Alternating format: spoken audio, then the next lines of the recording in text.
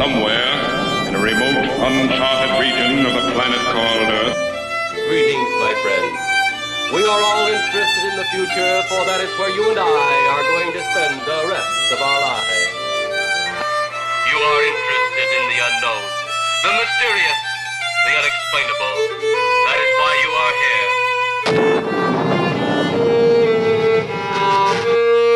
And remember, my friend, future events such as these will affect you in the future. Time and space. Contact has been established. We now transmit you direct to Tales from the Silent Planet.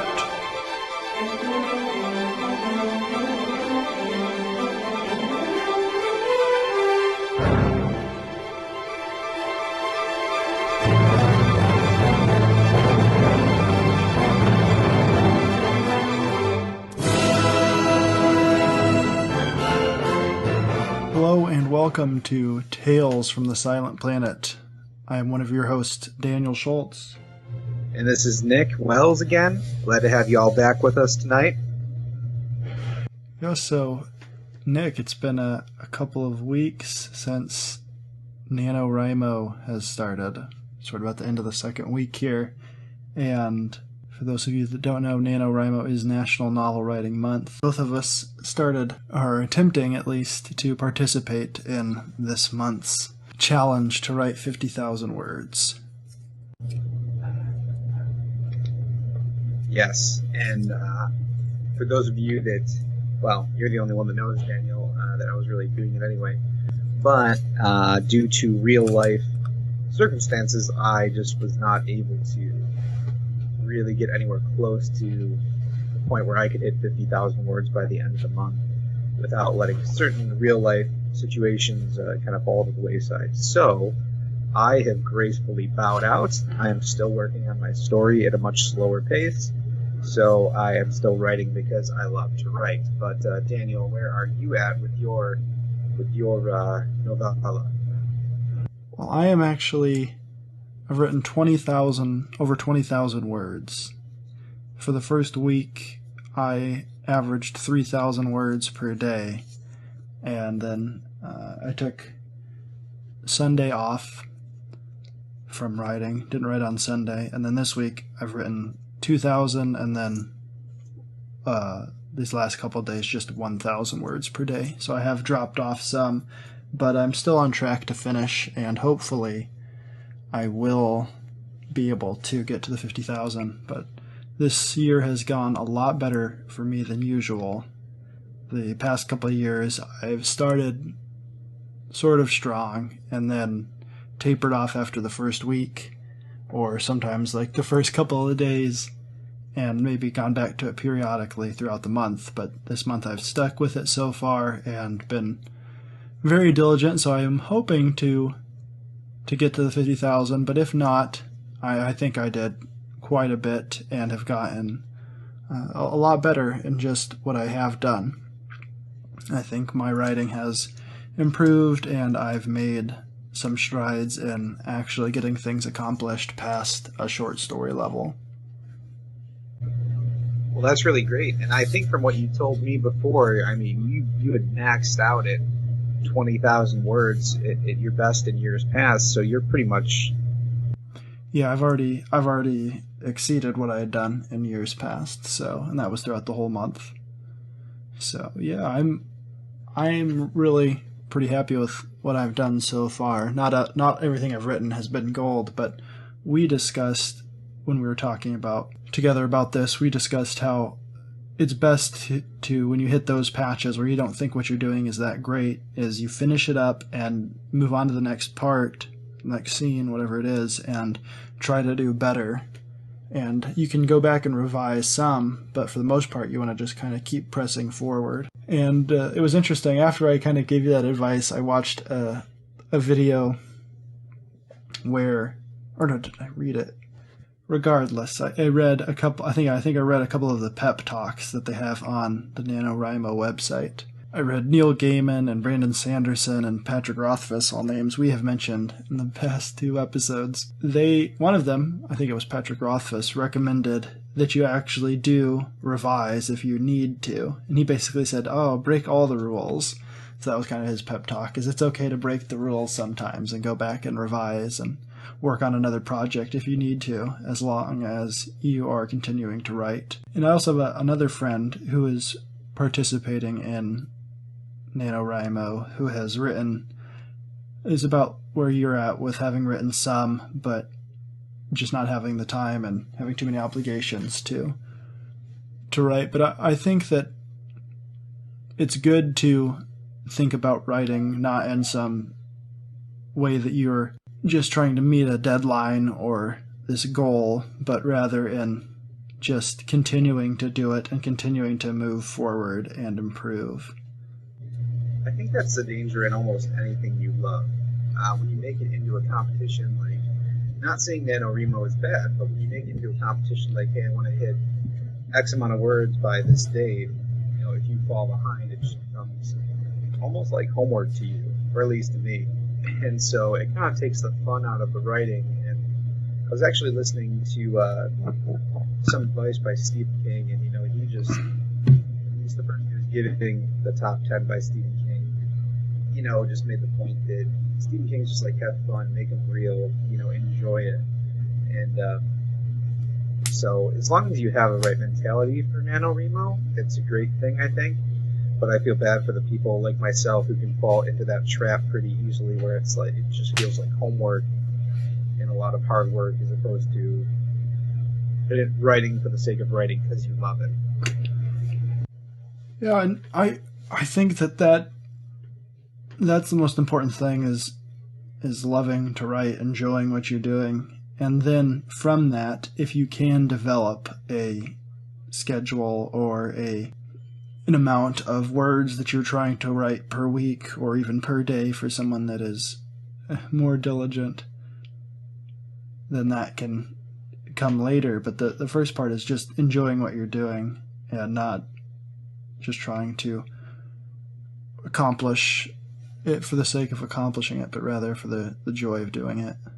So Daniel, what have you been reading this last week since we spoke? Well, this week I have actually picked up a Stephen King novel, which I never thought I would do in my life. But after reading his On Writing book last week, as we talked about it, I gave in, and I did pick up The Dead Zone, actually using the Overdrive app, which is an app that allows you to use your local library card and check out ebooks and audiobooks from the library.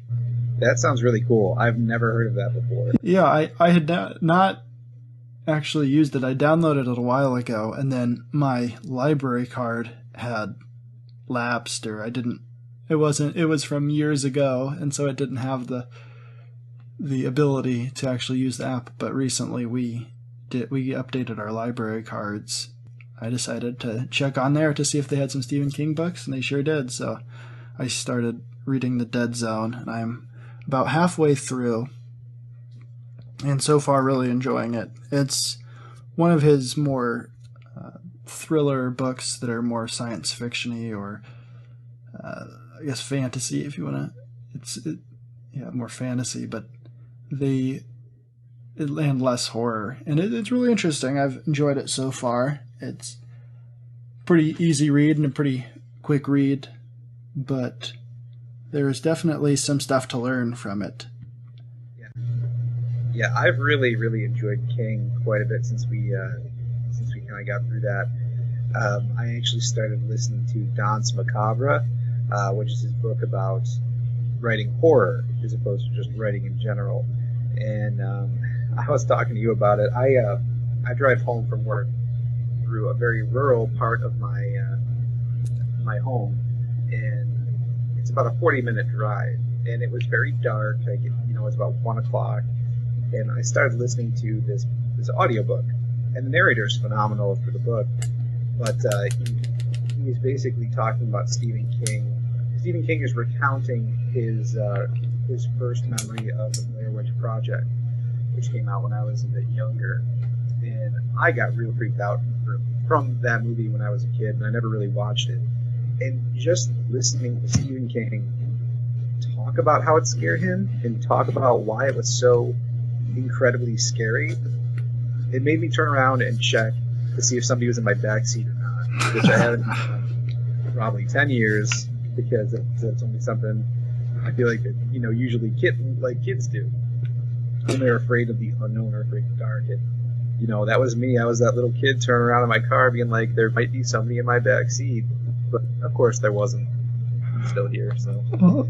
Actually, I watched a video where Stephen King was talking at a conference. He's giving a lecture. He gave some statistic about people that don't lock their car doors. And he said, so make sure when you get back in your car, you check behind you. That is fantastic. Yes, I thought of that when you had told me about that.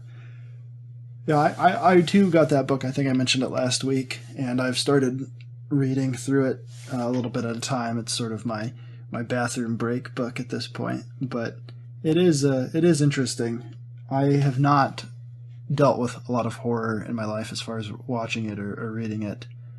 I'm really selective about what I do because I just don't really enjoy too much of it. But there is something interesting about actually reading about the concept of it and why it works, and then just the history of it as well. Yeah, I agree. It actually makes me want to get a little bit more into it. Like, I'm excited to read more of King in time.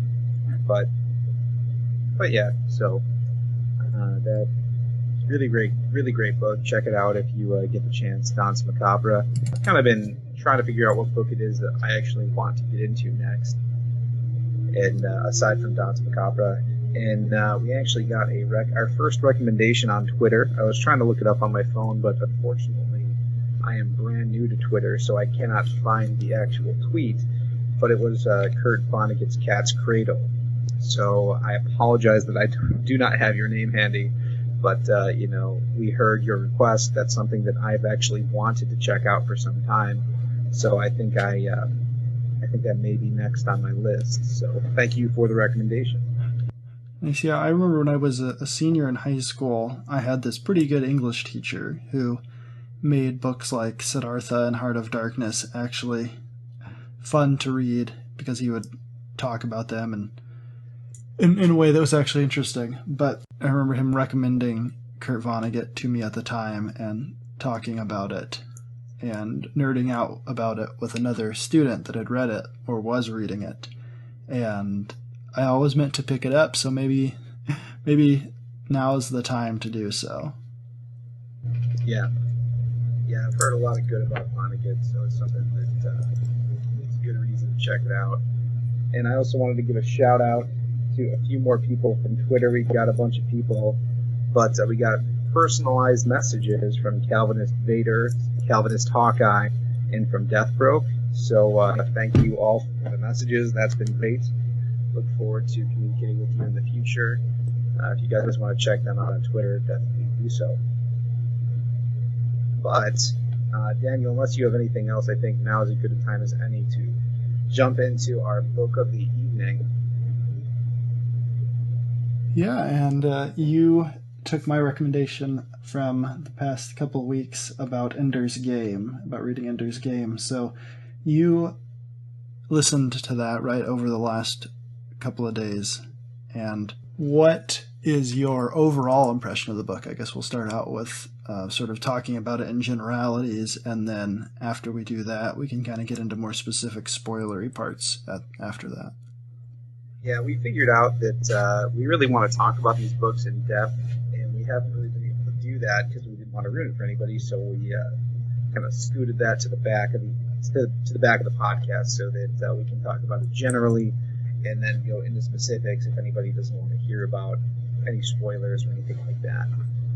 So, yeah, this is one of those books. And let me give you a background for me too. I'm the fantasy guy. I don't have really much of a background in sci-fi.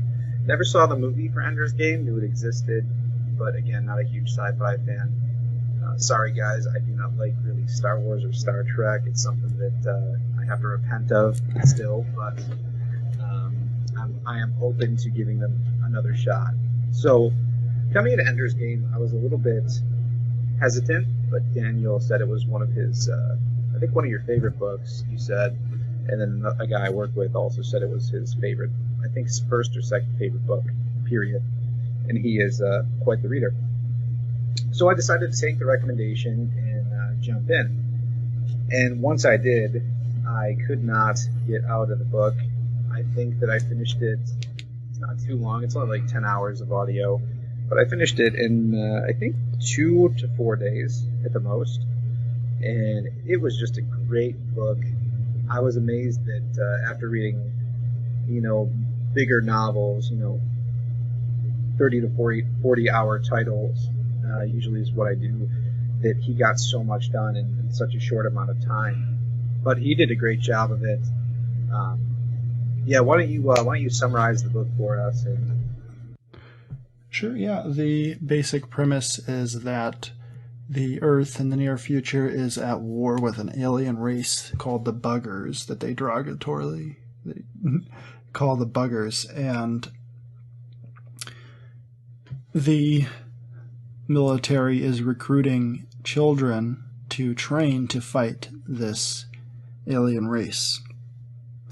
And the main character is named Andrew Ender Wiggins, and he is not what you would call a normal young boy. He's one of the smartest children in the world, and this is a world where there are already super intelligent children. They've done different scientific things in the background of the book in order to have children that are at this increased level of intelligence. And Ender is picked to go to a military academy where he is training to fight these aliens.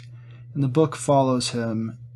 Most of the book follows him in his journey to survive against bullies that are trying to really hurt him, and in some cases do him harm that is very severe. And also he is trying to cope with being a child thrust into a situation that is quite over his head, and really he should not be in to this degree. And that is basically the overall premise of the book. Yeah, it goes through quite a bit in a short period of time, so it's hard to not say much beyond that. I think... No, go ahead, sorry. Oh, that's fine. Some of the things that stuck out to me were the amount of depth that goes into this book that's on the surface sort of sounds like a lot of books. A kid going off to a school to learn how to defeat some great evil, but in the end, this is a really brutal and violent book. There are some very disturbing scenes that involve Ender and violence being perpetrated against him that he ends in brutal ways. And the book does not shy away from those things. Yeah, and the thing with that, too, that you have to understand about the main character, and this is really, I don't feel it's betraying anything to say, is that Ender does not like violence. He doesn't like to hurt. He doesn't want to hurt anybody. And that's what makes it such a good internal conflict for him as a character, because he's kind of forced into these situations where he has to do things to survive and to defend himself that he abhors. And it kind of goes against the person he's trying to be. And that just makes it so much more, it makes him such a better character for it, I think. Yeah, it is interesting, and there's a point in the book where Ender is told that is the quality that is in him that differs him from his brother, who is another big part of the book, that is equally as smart and equally as willing or able to do the things that Ender does, but lacks that sort of desire to not hurt others and this aversion to violence. Yeah, and to speak to a point earlier in the book, one of the military leaders who speaks with Ender's sister, he actually says to her, I know that there are only a handful of college professors that are as intelligent as you, and his sister is in between him and his brother as far as age goes. So these three kids, again, are probably like top 20 minds on Earth, at that time. So it's really interesting too, because unlike a lot of characters, it's much more rational because he is so intelligent and he rationalizes everything. So it kind of makes him a unique protagonist too. Really, really enjoyable. Yeah, I think that the book as a whole really brings themes to the forefront in the way that it handles these ideas of militarization, especially of children, and then basically the destruction of childhood.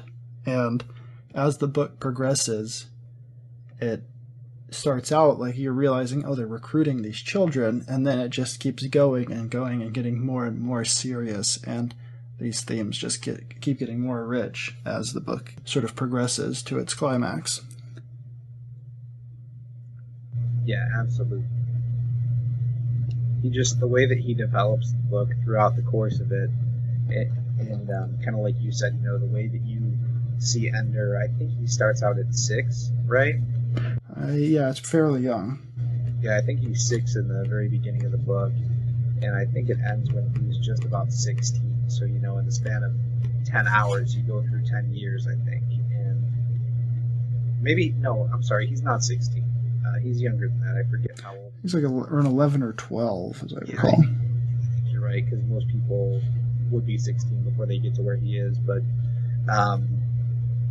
the way that you see almost the child in him just kind of fade, and he becomes more of an adult throughout it.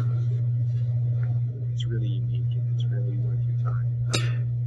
Yeah, it's sort of interesting to me that when this movie came out, this book that's really this mature book that I'm not sure is really definitely not appropriate for the kids that are Ender's age as the book is written, but it sort of, because the movie starred younger kids, and they wanted to make that marketed, they wanted to market that in a way that would appeal to people that would actually go see it. The book suddenly got these really slick looking covers and got put onto the young adult bookshelves at the bookstore. And when that happened, I just thought about these themes and the depth and the brutality of the book, and wondered, is this really appropriate for that age group? Are they going to be able to understand what exactly is happening in this book? And maybe I don't give the younger audiences that would be reading it at that level enough credit, but I think that it is something that really needs to be thought about and not just enjoyed as some rip-snorting adventure because it's really not. Yeah. No, you're totally right. One of the things that Orson Scott Card, the author of the book, would not agree to was allowing an older character to be the protagonist, which is what he said that many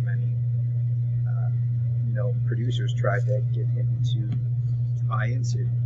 He wanted to maintain the integrity of the book when he made it, but also in the interview I was listening to, he said that he was surprised at how many young teens or even earlier than teens were reading this book and writing to him about it. It's if I would have read this thing when I was that age, it probably wouldn't have been good for me.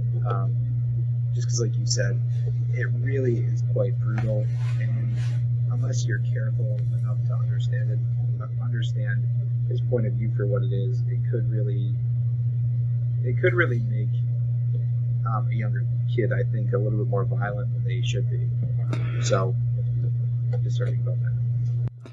Yeah, and that's one of the things that's important about any piece of media, whether it be a book or a television show or something, is just think about things in a level that's appropriate, and just use discernment on what you're allowing a younger person to read or yourself to interact with, and just actually think about things at a critical level, and not just become this consumer that is reading and watching things without actually using their brain to think, what is this show presenting? Is it a worldview that is good? Is the creator of whatever the piece of media is trying to communicate something to me, and what is that? Do I agree with it? What are my beliefs about these things?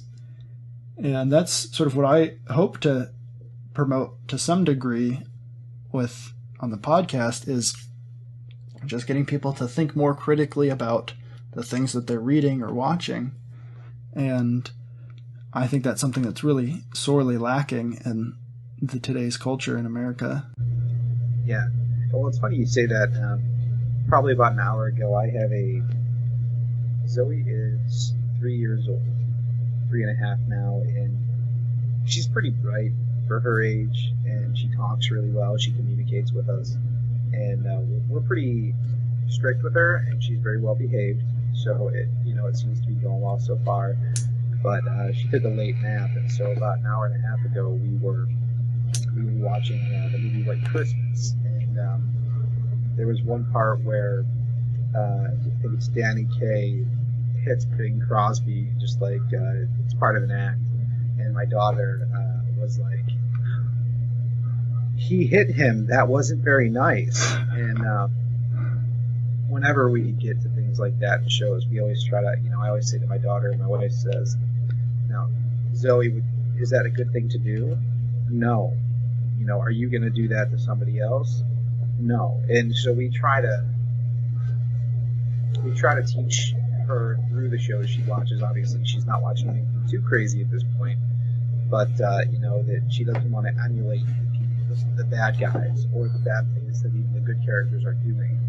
And you really have to instill that at a young age for kids, because if you don't, they're just gonna grow up thinking it's okay, and it's gonna be harder to change course later.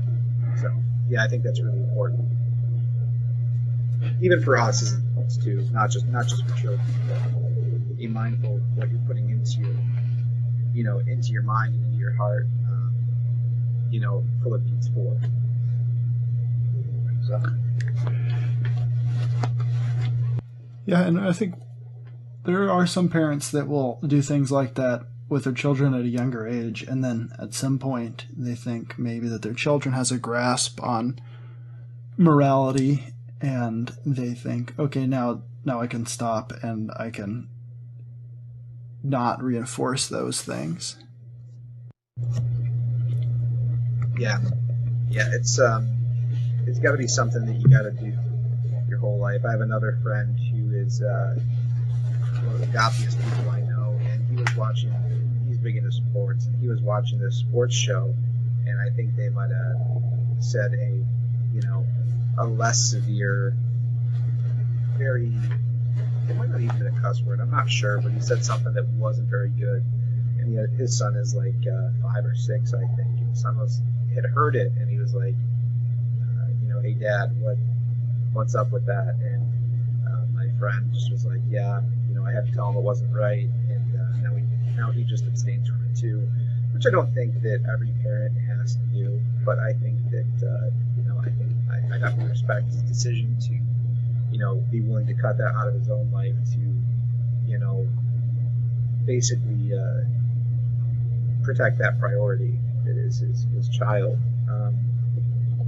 There's going to be different spots where people fall on that, but for sure, as parents with the children we've been entrusted, we have to, do what we can to teach them the biblical worldview, and to not love the things of the world and what they promote. Yeah, and coming back to the book in that regard, there is this society within the world of the book that has basically taken the children and thrust them right into a world of politics and of the military, and really not given them the ability to have the time to form a coherent worldview, and yet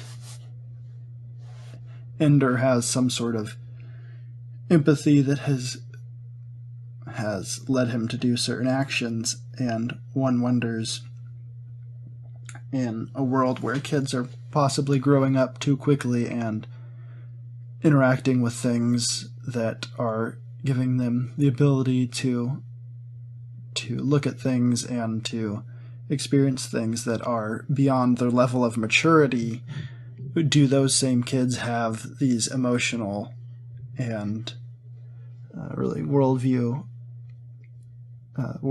basic worldview in order to interact with those things on a correct level? And I think this book is relevant to the current situation in that regard. Yeah, and even with current events that are going on this week, like last night I live in New York, but I was watching some of the riots that were happening across our nation regarding the presidency, and you know, our kids are going to see those things, and we have to make sure that we're teaching them how to interpret them correctly and for what they are. So whether that be in a fictional world or whether that be in real life, you know, that's something we need to be on guard for. But yeah, it's a good point. Did you want to jump into some of the spoiler stuff, or did you have some more theme-related information? Well, yeah, I think we can do that, but I think we would both recommend this book as something worthwhile to read. Oh, yeah, absolutely. All right. So, yeah, from this point on, we will be discussing the plot of the book, and it will definitely spoil things that people will really want to experience when they read the book. By the way, neither of us, I don't think you've seen the movie, you said, right? No, I haven't seen it. It's one of those things where I don't, even if the movie is good, I don't think it'll live up to the book in my mind, and so I don't want to experience it. If you have seen the movie, but you have not read the book or listened to it, please, for your own sake, stop this recording now and pick up the book. Because the movie is not going to be, like Daniel said, it's probably not going to be anywhere close to the book, and as far as how good as it is. So it might be a great piece of cinematography, that's awesome, but I guarantee you they could not fit everything that happened in 10 hours of this book into, you know, an hour and a half of screen time. So that would be my exhortation to you.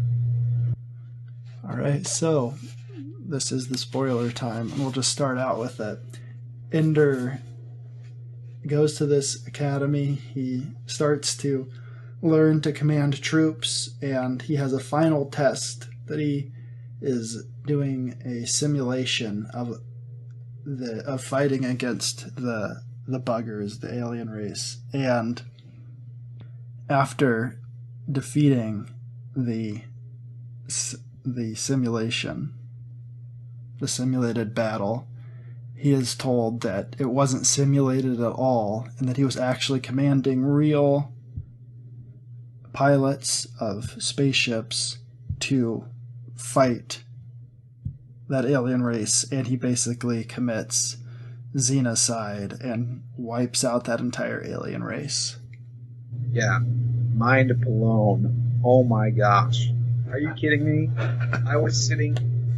I remember, it was right before I texted you about it. I was sitting in a coffee shop. I am taking a college course for work right now, and I had taken a break from my homework to get through some of the book, just as a little break for myself. And I was thinking to myself, he's only got 2 hours left in this, or like 1 hour or whatever.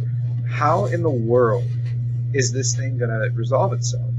And I remember in the book, I think it's Nazar Rackham, or however you say his name, he said, hey, there's going to be some other people standing in the room with you today. Is that going to be okay?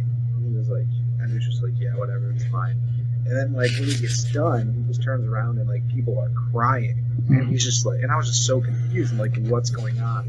And then you find out that he won the war. And it's just like, what? Yeah, I've got that open to that page if you want me to read it. Yeah, go right ahead. It says, Colonel Graff detached himself from the others and came to Ender. Tears streamed down his face, but he was smiling. He bent over, reached out his arms, and to Ender's surprise he embraced him, held him tightly, and whispered, "Thank you, Ender. Thank you, Ender. Thank God for you, Ender." The others soon came, too, shaking his hand, congratulating him. He tried to make sense of this. Had he passed the test, after all? It was his victory, not theirs, and a hollow one at that, a cheat. Why did they act as if he had won with honor? The crowd parted, and Mazer Rackham walked through. He came straight to Ender and held out his hand. "You made the hard choice, boy. All or nothing. End them or end us. But heaven knows there was no other way you could have done it. Congratulations. You beat them, and it's all over." All over? And then he goes on to say, the Mazer Rackham character says, "Ender, you never played me. You never played a game since I became your enemy." And it's insane. I had basically the same experience as you when I first read the book. I was getting towards the end, and I thought, man, there's not enough book here. There's not enough pages for him to actually fight these things. Like, is it just going to be one of those things where it says, and then he went and fought them, and it's over, and he won, or something? And I thought, how is that going to be resolved? And then I got to this point, and it was this. It's not the word twist, like a twist ending has sort of cheapened the plot where you get the carpet pulled out from under you and the things that you thought before are not exactly what was happening. And I think that through just people trying to have some sort of twist ending that doesn't, a lot of times it doesn't deserve, the movie doesn't deserve this twist ending. It hasn't earned it. But in this book, the whole book has been building up to this point. You've seen this military and this government thrusting a child into this situation that's just out of they shouldn't be putting them in. And then they get to this point where they have a child unknowingly destroy an entire race of sentient beings. Yeah. And it's insane. Well, and that was the thing with the book, too, because, Ender was, even at one point, Ender says, what if, I think it's to Mazer Rackham, he says something to the effect of, what if the buggers aren't coming back? What if they're leaving us alone? And whoever he was speaking to was just like, no, that's not the case. They started this, we're going to end it. And Ender is like the vehicle to end it, appropriately given his name. And, but the way that they frame everything, like you said, because it could have felt like it could have ruined the book. The ending really could have just made everything a failure if he hadn't gone about it the way he did. Right, yeah, if he hadn't earned the ending. Yeah, exactly. But he justified it so well. And Mazer Rackham, I think it was Mazer Rackham, or maybe it was Graff, whoever was talking to him basically said, if you knew what you were doing, you never would have done it. And he was right. Yeah.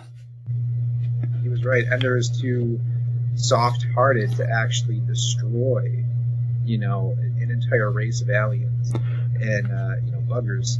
And so it was really like he resolved a potential issue and plot through it, as well as made a really just unexpected, awesome ending to the book. So, yeah, and you spoke earlier about Ender's empathy and his compassion that he has, and his desire to not kill and not to harm others, and that scene, the thing you're talking about, when he's realized what he's done, and he's talking to Graff actually, and he's talking to Graff and Mazer at the same time, and Graff says, "But somebody with that much compassion," they say basically they needed someone with that compassion and empathy to lead people. Yeah. And he says, "But somebody with that much compassion could never be the killer we needed, could never go into battle willing to win at all costs. If you knew you couldn't do it, if you were the kind of person who would do it even if you knew, you could never have understood the buggers well enough." Yeah. And even leading up to that last, because he's told it's his final test, I think, in pilot school, I think it is. Yeah. Whatever it's called. Command school or something, I believe. Yeah, yep. And Ender has been pushed to his limits. He's been thrown through battle after battle after battle, getting less sleep and less sleep.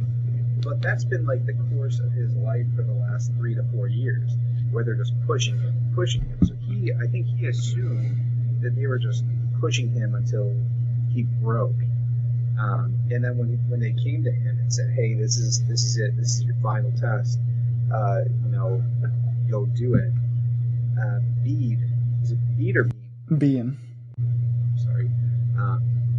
Bede, I think, was a nickname for P-Shot in Dawn of Wonder. So I apologize. But Bean kind of, Ender just kind of looks at everything. He's like, "We're outnumbered 1,000 to 1.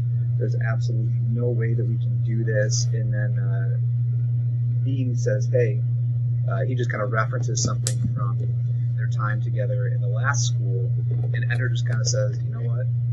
I don't care. We're gonna win." And he kind of prides himself, I think, a little bit in playing outside the rules, but not really like cheating, because it's still possible. And that's a theme in the book. You can't assume you understand the rules, because if something works, it works. Like gravity, up isn't up in zero gravity. Things like that. You have to just think differently about it. So he just kind of takes it as this challenge where he's going to beat them, and he didn't really take it seriously for what it was. And I think that's what made him so dangerous. He didn't have that conservatism that anybody with that knowledge would have had. Yeah, it's pretty interesting how he set up Ender as this person that was willing to think outside the box, and that's what they needed. And then to have him get to a point where he uses that ability, thinking he's giving them basically a big giant up yours, for lack of a better way to phrase it, and yet that's exactly what they needed him to do. And it's really ironic in that sense. Yeah. Great. What was your favorite part? Well, I can tell you that the most disturbing part is, but I don't know that I have a favorite part of this book.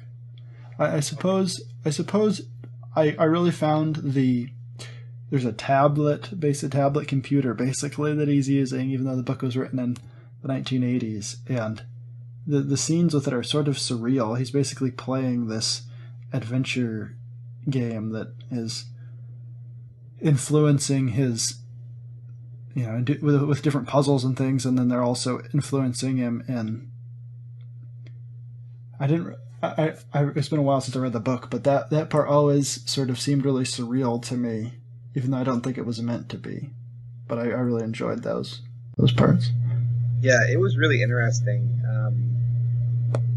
because it just seemed so strange. It was like the fantasy little corner of the science fiction story, where because I think I forget where he started, but he ended up with the giant and killing the giant, and then in this playground with all these wolves that were actually his classmates, and all these crazy things where he just had to do, again, very brutal things to them to survive in this fantasy world. And yeah, that was definitely surreal.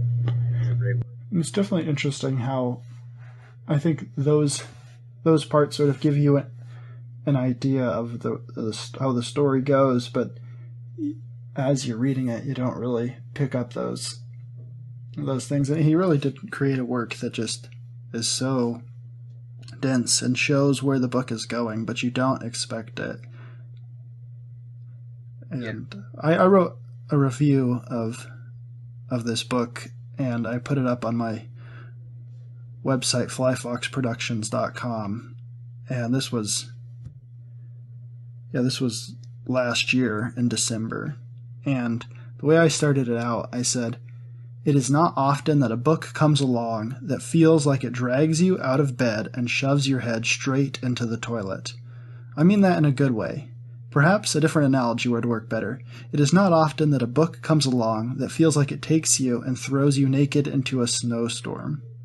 What I mean to say is that this book is a brutal wake-up call to what the world of fiction can achieve when theme and story come together. You do have a way with words. No, I think that's great. Yeah. Why don't you elaborate on that? I think that's really good.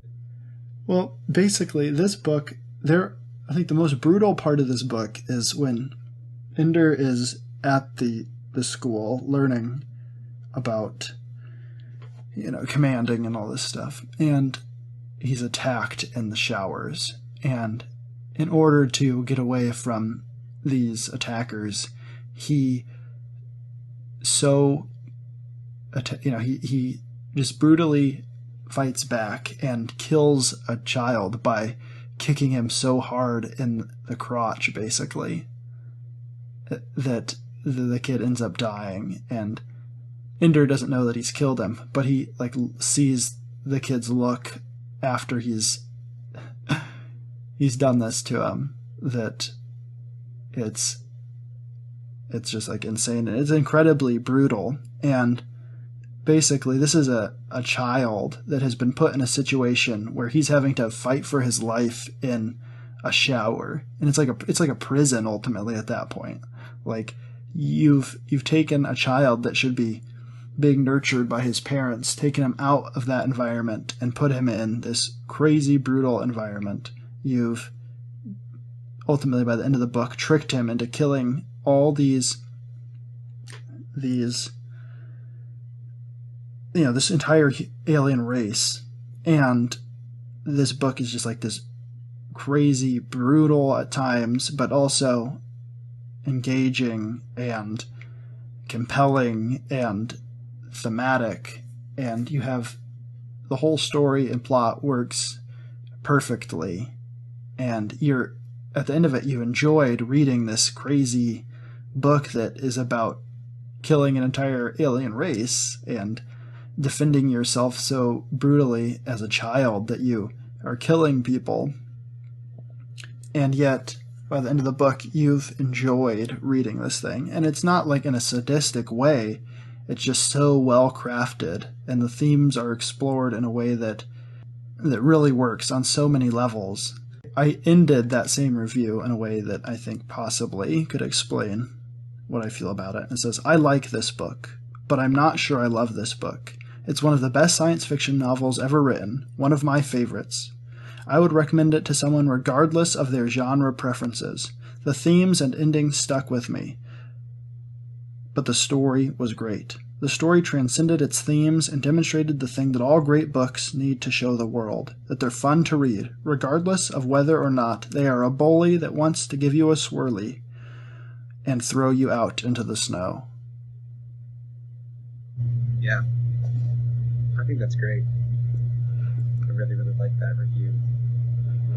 And you all have read the book, I hope, at this point. Yeah, I really hope you didn't spoil it for yourself, because that experience, that we both had the same exact experience, and I think is just necessary for this kind of a story. Some books, you can know the ending and the book will still be compelling and you'll still enjoy it, but there's things like this book that just so much more, it means so much more when you don't know the outcome and you see Ender's journey and you see him not wanting to hurt people, and ultimately them having to protect him from the knowledge that he's killed this other kid. And then you get to the point and they sort of callously tell him, yeah, you just killed every single one of those creatures. Yeah, and he was the only one, I think, in the whole book that you're aware of, he was the only one that didn't feel good about it. Because everybody else viewed it as a great thing and a service to humanity. And Ender was the only one who actually cared to consider his enemy. And Ender has a conversation, I think it's with Valerie, his sister.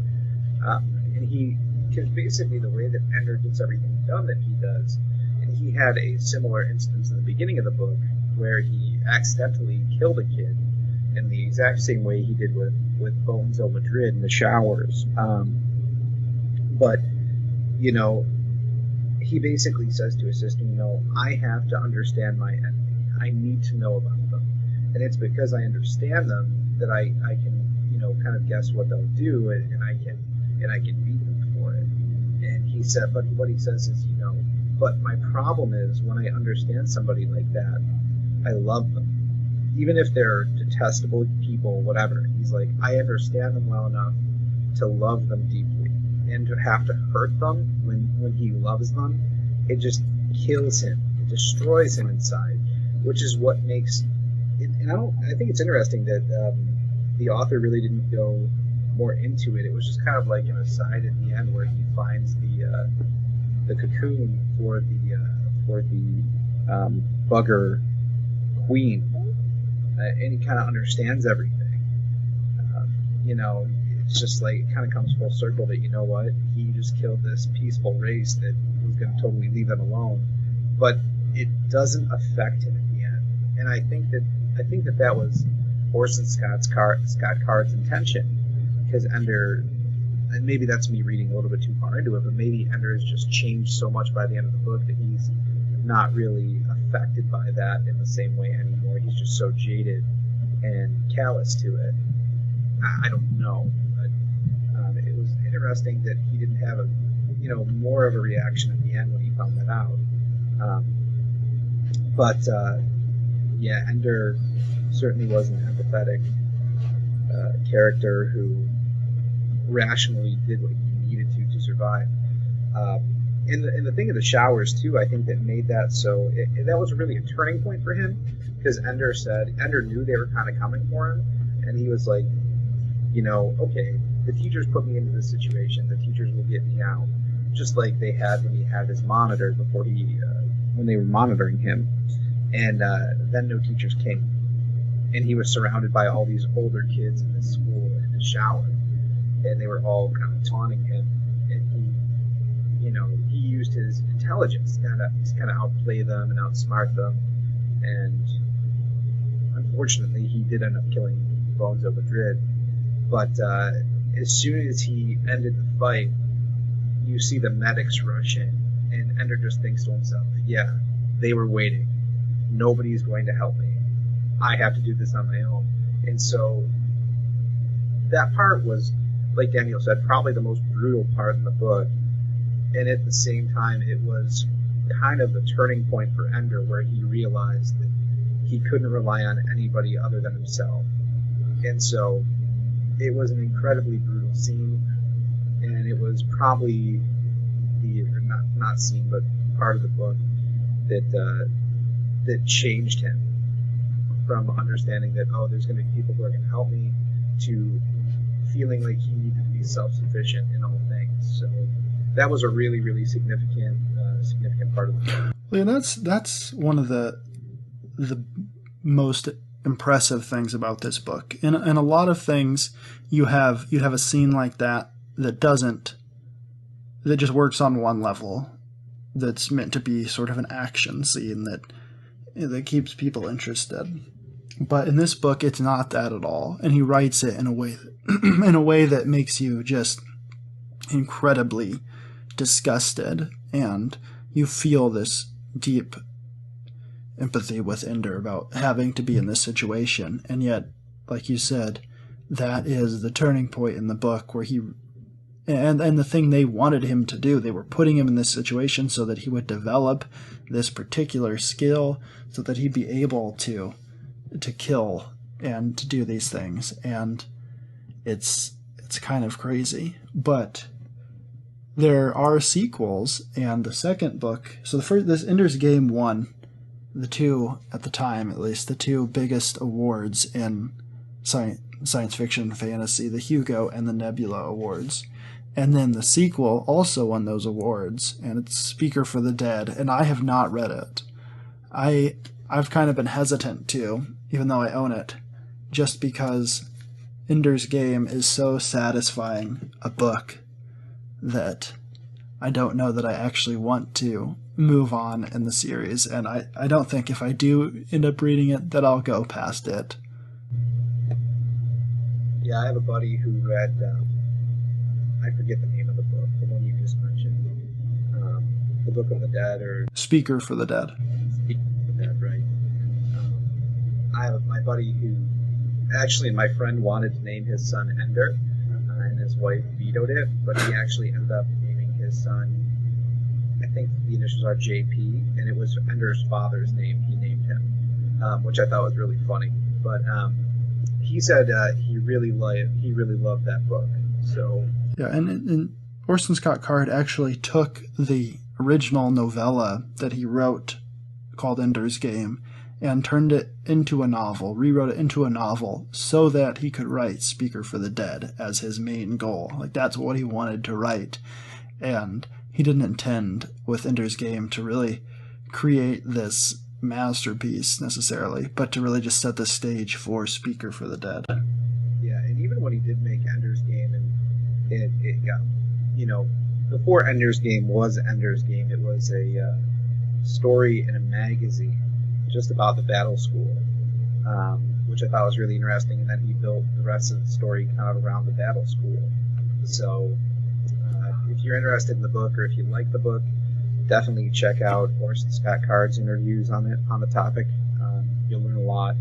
Another thing is it's not traditional prose. It was actually meant to be read aloud. So if you do get the chance, the audiobook that I did was, I think, the 20th anniversary edition.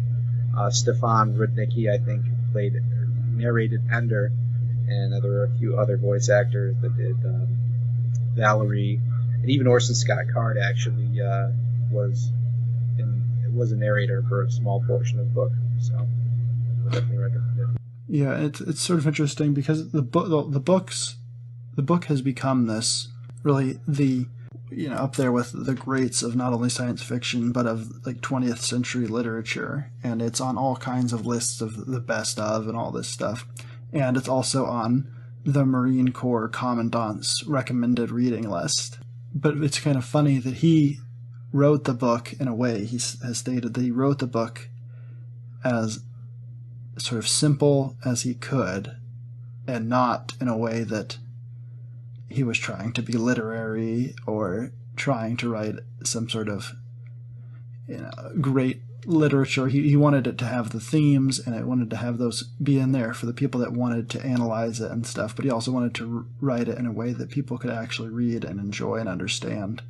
And sometimes that's a lot of the times it seems that's the best way to try and craft a story, is to just write it simply and not try to be some sort of postmodern, like amazing, like crazy prose that just goes all out and draws attention to itself, but rather just writing simply, and that's what lasts. Yeah. Absolutely. All right, well, I think we've sort of wrapped up our opinions on this book and sort of discussed things in a pretty good way. Is there anything else you wanted to add? No, I think that I think we talked about a lot of the book. Obviously, there's a lot more to it, but by next week, I will have read Legion, or listened to it, by Brandon Sanderson, a book that you recommended, and just generally I've heard great things about. So maybe next week we'll talk about that or something else. But I just want to thank you guys for listening in here. I want to remind you about our Twitter page, Tales from the SP, not South Pole, but the Silent Planet, and that's our Twitter name. And then we also have a Facebook group or Facebook page, so definitely check that out. But any final thoughts for you? Just to say that we are actually going to be posting some sort of written reviews and articles, blog entries on flyfoxproductions.com. There's already some stuff up there that I've written previously, but we'll try to get some of that stuff up and hopefully be pretty consistent on that as well. All right. So again, we've gotten one recommendation. Please do not hesitate to let us know what you would like to hear us talk about. We will do what we can to talk about what we can, and we look forward to getting to know you all better. And we'll see you again next time.